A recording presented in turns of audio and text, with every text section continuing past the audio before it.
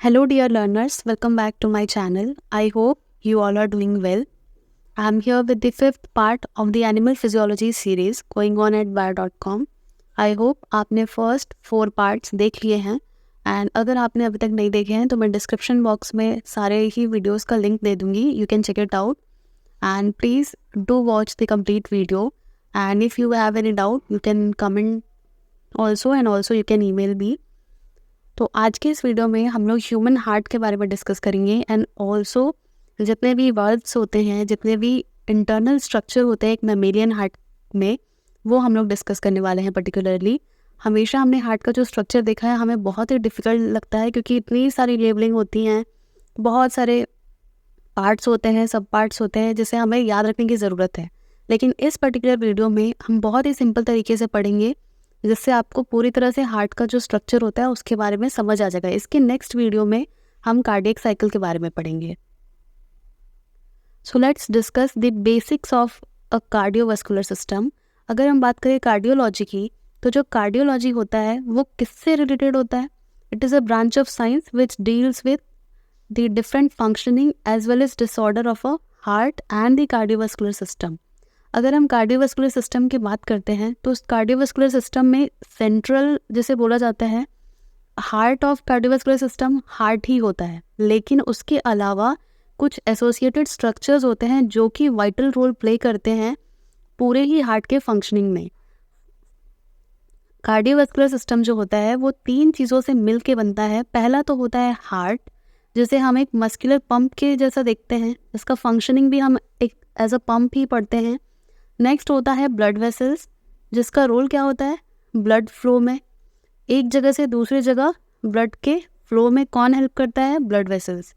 उसके अलावा जो थर्ड होता है वो होता है ब्लड, यानी कि ब्लड को एक जगह से दूसरी जगह मूव होना है ब्लड वेसल्स के थ्रू. तो ब्लड का रोल क्या होता है? ट्रांसपोर्टेशन. मेनली जो रोल होता है ब्लड का वो क्या होता है? ट्रांसपोर्टेशन, यानी कि न्यूट्रिशन को एक सेल से दूसरे सेल तक पहुंचाना. साथ ही साथ न्यूट्रिशन के अलावा बहुत सारे गैसेस भी होते हैं, for example oxygen, for example जो वेस्ट मटेरियल रिलीज हो रहे हैं कार्बन डाइऑक्साइड.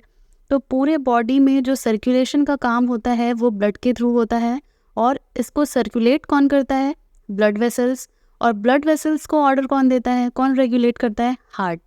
तो heart act as a muscular pump. अभी हम देखेंगे. तो बेसिक क्या है कार्डियोवास्कुलर सिस्टम में? Heart, blood vessels and blood. If we talk about a mammalian heart, so a mammalian heart is more or less like a working pump, जो कि 24/7 pumping का काम करते ही जा रहा है विदाउट बीइंग एग्जॉस्टेड. हमारा जो हार्ट होता है वो कंटिन्यूसली काम करता ही रहता है. अब अगर हम बात करें ह्यूमन हार्ट बीट की, तो it ranges between 60 to 100, but usually कितना देखा गया है? 70 टाइम्स पर मिनट. अब ये जो हार्ट बीट है वो बहुत सारे फैक्टर्स पे डिपेंड करता है. For example age and also the type of life activity. For example अगर आप एक बहुत ही सीडेंटरी लाइफस्टाइल फॉलो करते हैं तो आपका हार्ट बीट बहुत ही अलग होगा. अगर आप एक स्पोर्ट्स पर्सन की बात करें जो कि बहुत ही ज़्यादा फिजिकली एक्टिव होते हैं तो उनका हार्ट बीट अलग होता है. तो if we talk about the heart beat कितना होना चाहिए? 60 to 100 के बीच में होता है, but it varies from person to person. And also अगर हम बात करें एक किसी पर्सन की जिसका लाइफ टाइम 70 ईयर है, तो उन पर्सन में विदाउट एग्जॉस्टिंग हमारा जो हार्ट होता है वो 2.6 बिलियन टाइम्स क्या होता है? बीट होता है. एंड ऑल्सो ये जो हार्ट बीट है वो वर्टिब्रेट में भी वैरी करता है, body size as well as metabolic rates पे वैरी करता है. अभी हम देखेंगे एग्जांपल के थ्रू कि बॉडी साइज के अकॉर्डिंग भी वैरी कर रहा है और मेटाबॉलिक रेट के अकॉर्डिंग भी वैरी कर रहा है. फॉर एग्जांपल अगर हम बात करें एक एक्टोथर्मिक कोल्ड फिश की, तो उनका हार्ट बीट जो रेस्टिंग स्टेज में होता है वो कितना होता है? Only 30 beats per minute. अगर वहीं हम बात करें एक एंडोथर्मिक रैबिट की जो कि सेम साइज़ है किसके जैसा? कोल्ड फिश के साइज़ का है, तो उसका जो हार्ट रेट है वो होता है 200 बीट्स पर मिनट. कितना ज़्यादा डिफरेंस है? कहाँ 30 और कहाँ 200. इट मीन्स कि मेटाबॉलिक एक्टिविटी का भी बहुत बड़ा रोल है हार्ट बीट के रेगुलेशन में.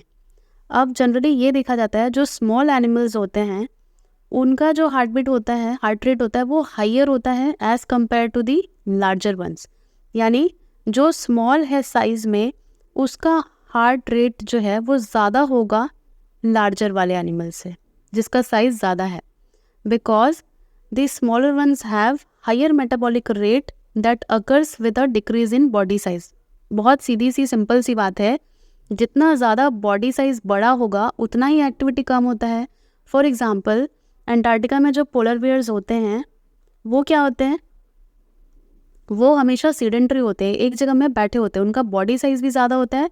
अगर हम उस एक फैक्टर को इग्नोर कर दें कि वहाँ पे टेम्परेचर ही वैसा होता है कि उसे हाइबरनेशन की ज़रूरत पड़ती है, अगर हम इस फैक्टर को हटा दें तो बॉडी साइज जितना ज़्यादा बड़ा रहता है, मेटाबॉलिक एक्टिविटी उतना ही कम होता है।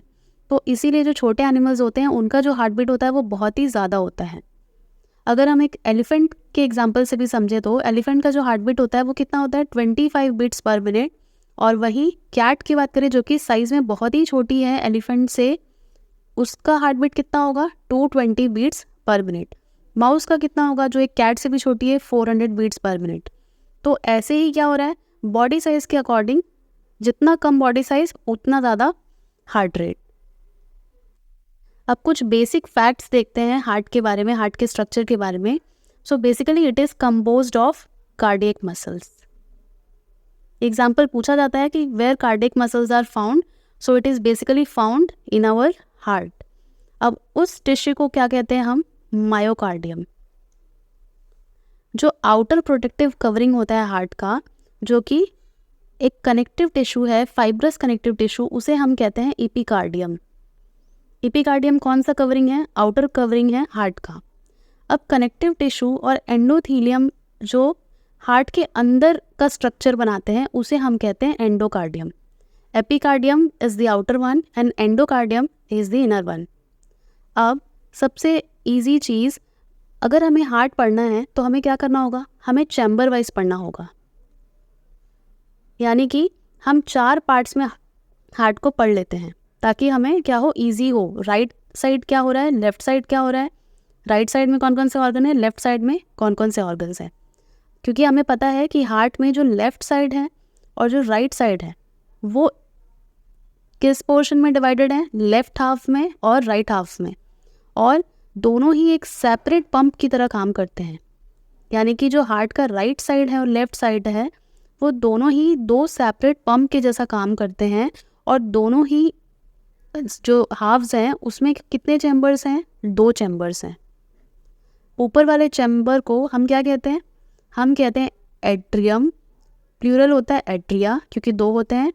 और जो लोअर मोस्ट होता है उसे हम कहते हैं वेंट्रिकल, या फिर सिंगुलर क्या कहते हैं, वेंट्रियम।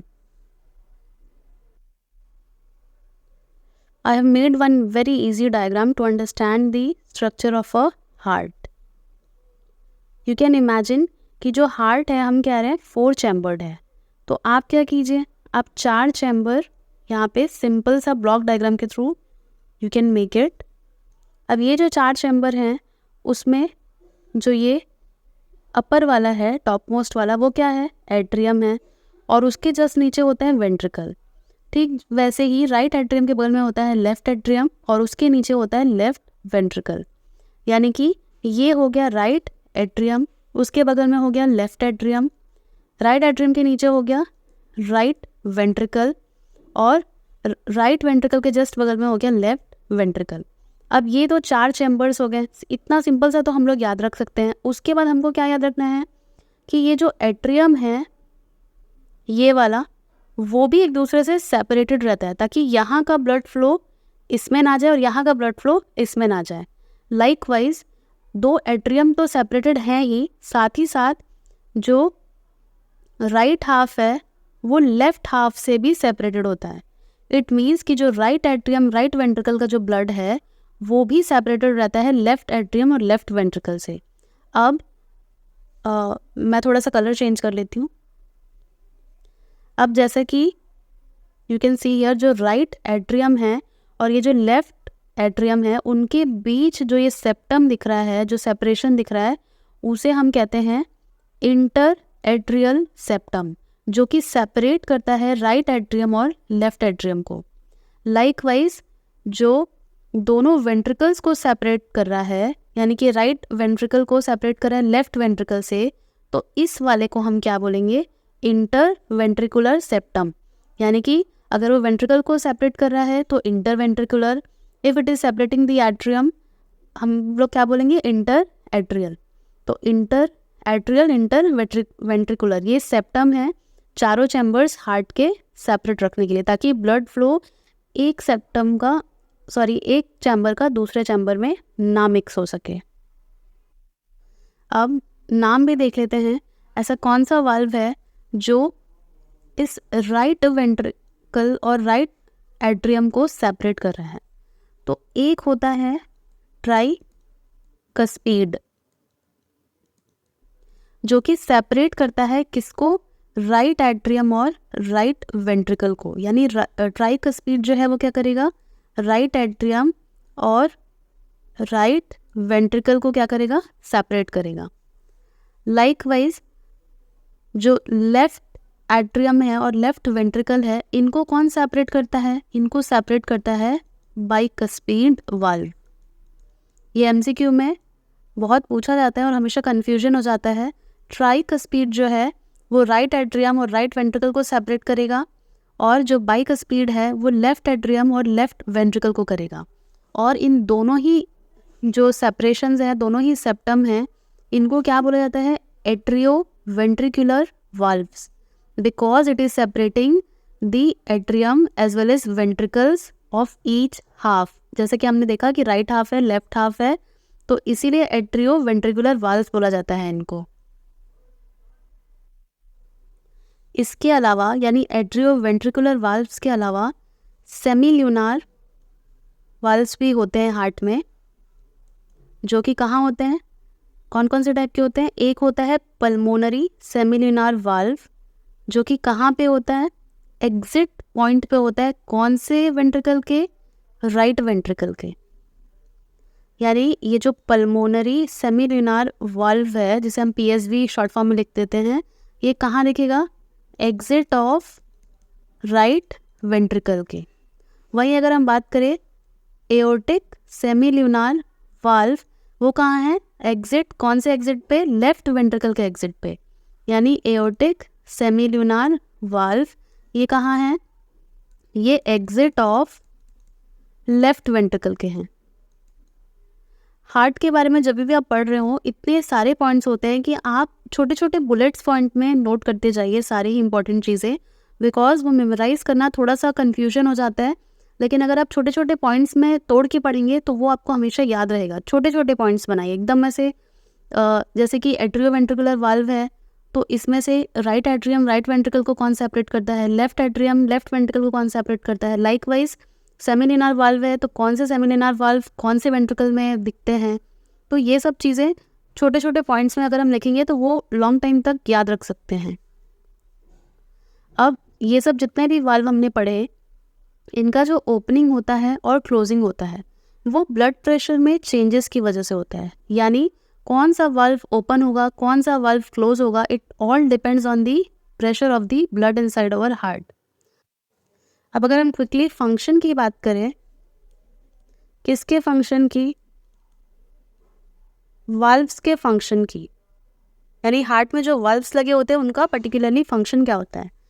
तो जैसा कि वेंस में हमारे वाल्व होते हैं, वो क्या करते हैं, वो बैक फ्लो को प्रिवेंट करते हैं। लाइकवाइज हमारे हार्ट के जो वाल्व्स हैं, जैसे कि एट्रियो वेंट्रिकुलर वाल्व्स या फिर सेमील्यूनार वाल्व, उनका फंक्शन क्या होता है, they prevent the same thing, blood को बैक फ्लो होने से रोकते हैं। यानी कि एक डायरेक्शन में अगर फ्लो हो रहा है ब्लड हमारा, तो उसे वापस इस डायरेक्शन में जाने नहीं देंगे। ये फंक्शन होता है हमारे वाल्व्स का।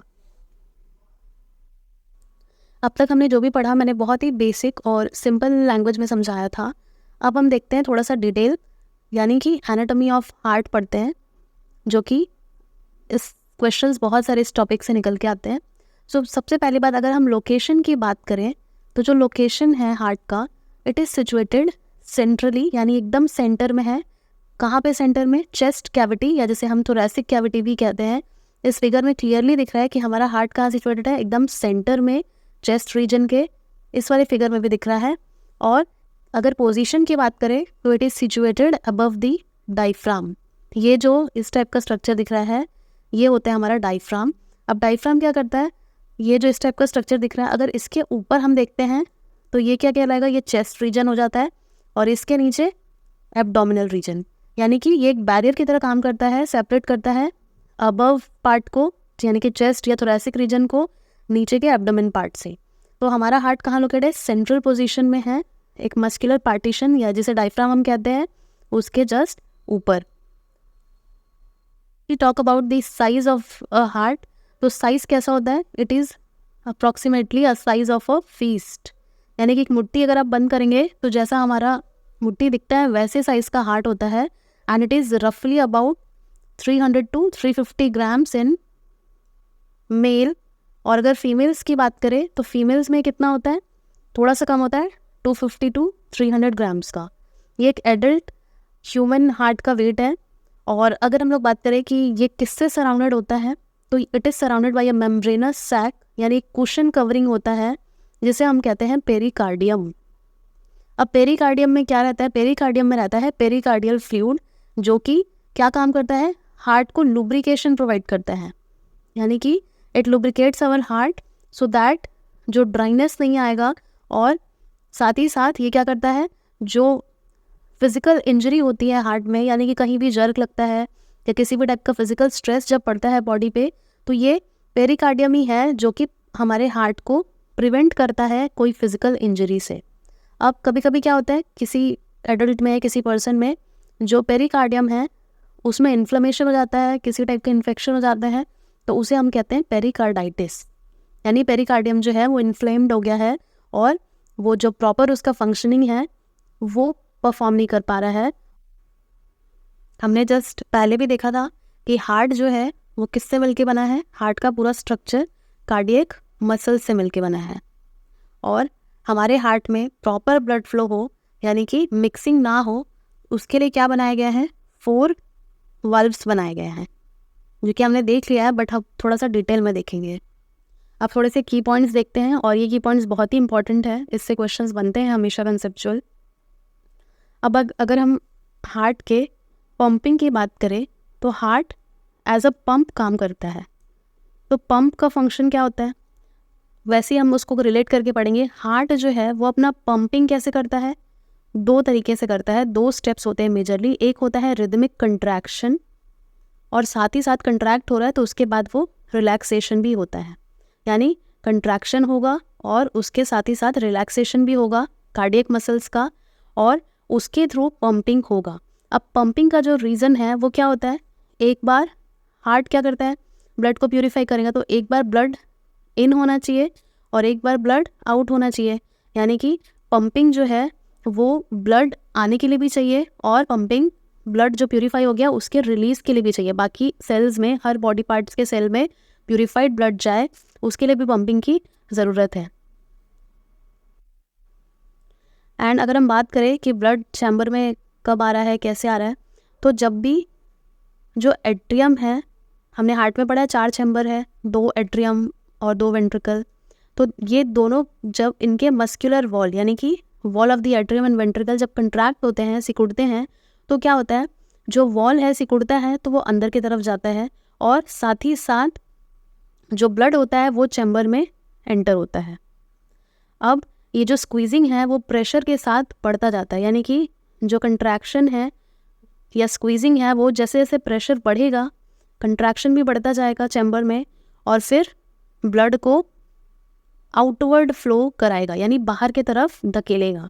अब जब मसल्स रिलैक्स होते हैं तो क्या होता है, चैम्बर एक्सपांड होता है और ब्लड फिल होता है, यानी कि मसल्स अगर हमारी रिलैक्स हो रही हैं, रिलैक्सेशन कंडीशन में जा रही हैं, तो क्या होगा, ब्लड एंटर करेगा। और वहीं इसका ऑपोजिट, अगर मसल्स हमारी कंट्रैक्ट हो रही हैं प्रेशर के साथ में, तो क्या होगा, ब्लड बाहर की तरफ वो फोर्सफुली एग्जिट करेगा। अब जहाँ से क्वेश्चन बनता है वो है ये वाला पॉइंट, जिसे मैंने बहुत ही बोल्ड तरीके से यहाँ पे इंक्लूड किया है। जो वेंट्रिकल्स के वॉल होते हैं वो क्या होते हैं, बहुत ज़्यादा थिक होते हैं as compare to the atrial muscles. यानी कि जो वेंट्रिकल के वॉल्स हैं या मसल्स हैं वो कंपैरेटिवली बहुत ज़्यादा थिक होती हैं, किससे, एट्रिया के मसल से, एट्रियल के वॉल से। अब ये डिफरेंस क्यों है? दिस इज़ बिकॉज जो वेंट्रिकल्स हैं वो जो ब्लड पंप करते हैं वो रिलेटिवली बहुत ही लॉन्ग डिस्टेंस तक करते हैं, जैसे कि एट्रियम क्या करता है, एक एट्रिया से दूसरे एट्रियम में ब्लड देता है, यानी कि पास क्लोजनेस रहता है, एक यहाँ तो एक यहाँ। लेकिन जो वेंट्रिकल्स होते हैं उनको क्या होता है, ओवर लॉन्ग डिस्टेंस उनको ब्लड सप्लाई करना है, तो उसके लिए उन्हें क्या चाहिए, उन्हें बहुत ज़्यादा फोर्सफुली ट्रांसपोर्टेशन का काम करना है। इसीलिए उनका जो वॉल होता है वो कंपैरेटिवली बहुत ज़्यादा थिकर होता है as compare to the atrial muscles. अब जैसे यहाँ तक तो हमने पढ़ा कि जो वेंट्रिकल्स हैं, वॉल्स की अगर हम बात कर रहे हैं या फिर मसल्स की, तो जो थिकनेस लेवल है, जो थिकनेस लेवल है वॉल्स ऑफ या फिर मसल्स ऑफ वेंट्रिकल्स वो ज़्यादा है एज़ कम्पेयर टू एट्रिया। लेकिन उसमें भी अगर हम बात करें राइट वेंट्रिकल और लेफ्ट वेंट्रिकल की, तो कौन सा ज़्यादा सबसे थिक होता है? The ventricle muscle is much thicker on the left side, यानी कि राइट वेंट्रिकल जो है वो थिकनेस के मामले में क्या होता है, लो होता है, और ये ज़्यादा थिक होता है। यानी कि लेफ्ट वेंट्रिकल जो है वो ज़्यादा थिक है क्योंकि उसे प्रेशर से ब्लड को क्या करना है। अब ऑब्वियस सी बात है, अगर हम लोग कोई भी चीज़, अगर पतला पाइप लेते हैं और उसमें फोर्सफुल, अगर हम एक्सपेक्ट करते हैं कि पानी का जो फ्लो है बहुत ज़्यादा फोर्सफुल आए, तो वो फट जाता है पाइप। लाइकवाइज अगर किसी कंपार्टमेंट में हार्ट के बहुत ही दूर तक, लॉन्ग डिस्टेंस तक, और साथ ही साथ बहुत ही प्रेशर से ब्लड का फ्लो होना है, तो इट शुड बी थिकर, ताकि क्या हो, डैमेज मत हो मेम्ब्रेन्स का। इसीलिए क्या होता है, जो लेफ्ट वेंट्रिकल और राइट वेंट्रिकल में जो लेफ्ट वेंट्रिकल है वो थिक होता है उसका वॉल, क्योंकि उसे बहुत ही प्रेशर के साथ में पूरे ऑर्गन्स तक ब्लड को क्या करना है, ट्रांसफ़र करना है, एक्सेप्ट दी लंग्स। और वहीं अगर राइट वेंट्रिकल की बात करें तो उसे सिर्फ ब्लड कहाँ तक पंप करना होता है, सिर्फ और सिर्फ लंग्स तक। तो जितना ज़्यादा डिस्टेंस और जितना ज़्यादा प्रेशर, उसके अकॉर्डिंग थिकनेस रहता है चैम्बर्स का। अब जैसे हम लोग हार्ट में पढ़ते हैं कि बैक फ्लो नहीं होता है, या फिर सिर्फ और सिर्फ क्या होता है, यूनि डायरेक्शनल ब्लड फ्लो देखने को मिलता है। तो ये कैसे इंश्योर होता है? It is insured with the help of different 4 valves. 4 valves ही जो होती हैं हमारे हार्ट में, वो ये इंश्योर करती हैं कि जो ब्लड का फ्लो है वो सिर्फ और सिर्फ यूनि डायरेक्शनल हो, यानी कि अगर फॉरवर्ड मूवमेंट कर रही हैं तो फॉरवर्ड ही करे, बैकवर्ड ना जाए। ये सब किसका काम होता है? वाल्व्स ये सब रेगुलेट करती हैं। अब अगर हम पूरे हार्ट के फंक्शनिंग की बात करें तो वो एक सिंगल यूनिट की तरह काम करती है। यानी कि एट्रियल मसल जो है, जिसे हम एट्रियल मायोकार्डियम कहते हैं, और साथ ही साथ वेंट्रिकल मायोकार्डियम, यानी कि ये दोनों ही मिलके, दोनों एक कंप्लीट हार्ट का जो फंक्शन है वो करते हैं। अब जो मस्कुलेचर है, यानी कि जो मसल स्ट्रक्चर है हमारे हार्ट में, उसे हम क्या कहते हैं, उसे हम किस में पढ़ते हैं? फाइब्रस स्केलेटन में पढ़ते हैं। यानी कि जो एट्रियल मायोकार्डियम है, यानी कि जो हमारे मसल्स हैं एट्रियम में और जो वेंट्रिकल्स में, वो क्या है, वो प्रॉपरली सेपरेटेड हैं फाइब्रस कनेक्टिव टिश्यू से, जिसे हम कहते हैं fibrous skeleton. If you talk about the separation between atrium and ventricle, तो हमने पहले भी देखा था, अभी यहाँ पे थोड़ा सा क्लियर देख लेते हैं। जो एट्रियम और वेंट्रिकल है उनके बीच का सेपरेशन क्या कहलाता है? उनके बीच का सेपरेशन कहलाता है एट्रियो वेंट्रिकुलर वाल्व या फिर एवी वाल्व, जिनका फंक्शन क्या होता है? जिनका फंक्शन होता है कि एट्रियम का ब्लड वेंट्रिकल में ना जाए, ये इंश्योर करते हैं, यानी मिक्सिंग ना हो दोनों चैम्बर्स के ब्लड। अब जो एवी वाल्व्स होते हैं, इनका ओपनिंग और क्लोजिंग किस पे डिपेंडेंट होता है? Due to changes in the pressure, यानी हर हार्ट बीट के साथ में क्या होता है, प्रेशर चेंज होता है, कम ज़्यादा कम ज़्यादा, तो उसी पर डिपेंड होता है हमारे हार्ट का जो एवी वाल्व्स है, जो सेपरेट करें एट्रियम और वेंट्रिकल को, वो ओपन होगा या फिर क्लोज होगा। यहाँ पे मैंने समराइज किया है, जैसे ही एट्रियल प्रेशर क्या होता है, हाइयर होता है, यानी बढ़ जाता है, तो क्या होता है, हमारा वाल्व ओपन होता है। यानी कि when the atrial pressure is higher than the ventricle pressure the valves open, यानी कि एट्रियल वॉल्व्स में ज़्यादा प्रेशर आ रहा है किसके कंपैरेटिवली, वेंट्रिकल के प्रेशर से, तो वाल्व क्या होंगी, खुल जाएंगी। ऑन दी अदर हैंड अगर वेंट्रिकल वॉल्व्स में प्रेशर ज़्यादा है as compare to the atrial pressure, तो वाल्व क्या होंगी, क्लोज होंगी। यानी कि अगर एट्रियल में प्रेशर ज़्यादा है, वेंट्रिकल में कम है, तो वाल्व क्या होगा, खुल जाएगा। वाल्व बंद कब होगा, इसका जस्ट अपोजिट। आप ऐसे जो कॉन्ट्राडिक्टरी स्टेटमेंट होते हैं उसके याद रखने का तरीका ये होता है कि सिर्फ और सिर्फ आप एक ही कंडीशन याद रखिए। सपोज आप ये याद रखिए कि एट्रियल प्रेशर जब हाई होगा और वेंट्रिकल प्रेशर लो होगा तब वाल्व ओपन होगा, और इसका सेकेंड फॉर्म याद रखने की ज़रूरत नहीं है अलग से। आप कैसे याद रखिए कि इसका ऑपोजिट जो होगा तब क्या होगा, वाल्व्स क्लोज हो जाएंगी। तो you should only remember only one sentence ताकि आपको कंफ्यूजन ना हो। Atrial pressure is higher than ventricle pressure, then valves open. As already discussed, जो ट्राइकस्पीड वाल्व होता है वो कहाँ पे होता है, it is position between the right atrium and the right ventricle.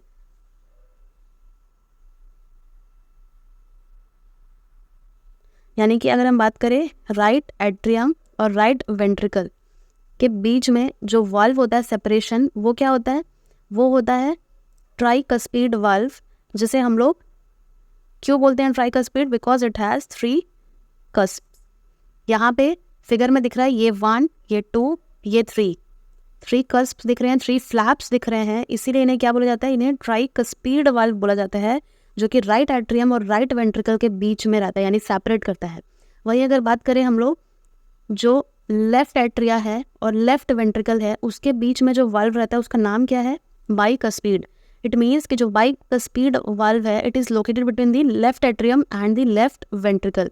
यहाँ पे दिख रहा है 2 कस्प, यानी ये 1 और ये 2, तो ये जो है उसका दूसरा नाम क्या होता है, it is also known as mitral valve. तो 4 में से 2 वाल्व कौन कौन से हो गए, एक ट्राइकस्पीड और एक बाइकस्पीड। हमेशा याद रखना है राइट के बीच में ट्राइकस्पीड है और लेफ्ट के बीच में क्या है, बाइकस्पीड, या जिसे हम मिट्रल वाल्व भी कहते हैं।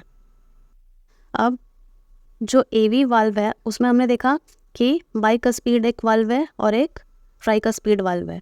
अब इसके अलावा यानी कि एवी वाल्व्स के 2 वेराइटीज़ ये हो गए, फर्स्ट सेकेंड, इसके अलावा 4 वाल्व होते हैं। तो थर्ड और फोर्थ कौन सा होता है, एवी वाल्व के अलावा सेमी ल्यूनार वाल्व भी होता है, जो कि कौन कौन सा होता है, एक होता है एओर्टिक वाल्व जिसे आप थर्ड कंसिडर कर लें, और पल्मोनरी वाल्व फोर्थ। यानी कि 4 टाइप के वाल्व हमें देखने को मिलते हैं। अब इनका लोकेशन कैसा होता है, एओर्टिक वाल्व जो है it is located between the left ventricle और एओर्टा के बीच में होता है, LVA करके याद रख सकते हैं आप। और जो पल्मोनरी वाल्व होता है वो कहाँ पे सिचुएटेड है, it is situated in between the right ventricle और पल्मोनरी ट्रंक के बीच में लोकेटेड है। अब अगर फंक्शन की बात करें तो फंक्शन क्या होता है, सेम ही होता है, किसके जैसा, यानी एवी वाल्व के फंक्शन जैसा कि मैंने पहले बताया था। It permits the blood to flow in the forward direction while preventing its back flow, यानी कि ब्लड फॉरवर्ड डायरेक्शन में ही मूव करता रहे, बैकवर्ड डायरेक्शन ना जाए। ये कौन इंश्योर करता है, ये इंश्योर करता है एवी वाल्व्स के साथ ही साथ सेमी ल्यूनार वाल्व्स का भी ये रोल होता है। अब जो ये एओर्टिक और पल्मोनरी वाल्व है यानी कि सेमी ल्यूनार वाल्व जो है वो ओपन कब होती हैं, वो ओपन तब होती हैं जब वेंट्रिकल प्रेशर ज़्यादा होता है एट्रियल प्रेशर से, यानी कि ventricle pressure is greater than atrial pressure. तब क्या होगा, ये वाल्व ओपन होंगी और इसकी वजह से क्या होता है, जो ब्लड है वो वेंट्रिकल्स को एग्जिट करके कहाँ एंट्री करता है, आर्टरीज में। और जब वेंट्रिकल्स रिलैक्स करती हैं, यानी कि व्हेन द वेंट्रिकल रिलैक्स और the ventricular pressure is lower than the atrial pressure, जो वाल्व्स हैं वो क्लोज होंगे। वाल्व्स क्या होंगे, क्लोज होंगे। और इस कंडीशन में वाल्व्स क्या हो रहे थे, ओपन हो रहे थे। और साथ ही साथ इसमें ब्लड कहाँ जाएगा, वापस से वेंट्रिकल्स में, एट्रिया से वेंट्रिकल में, और इसमें कहाँ जा रहा था, इसमें आर्टरीज में जा रहा था। तो आई होप कि ये वीडियो समझ आया होगा। कहीं पे भी कुछ डाउट है तो you can write in the comment section as well, and I have tried my best कि सारे की पॉइंट्स को इसी वीडियो में लेके आऊँ। अब जो नेक्स्ट वीडियो है वो होगा कार्डियक साइकिल का,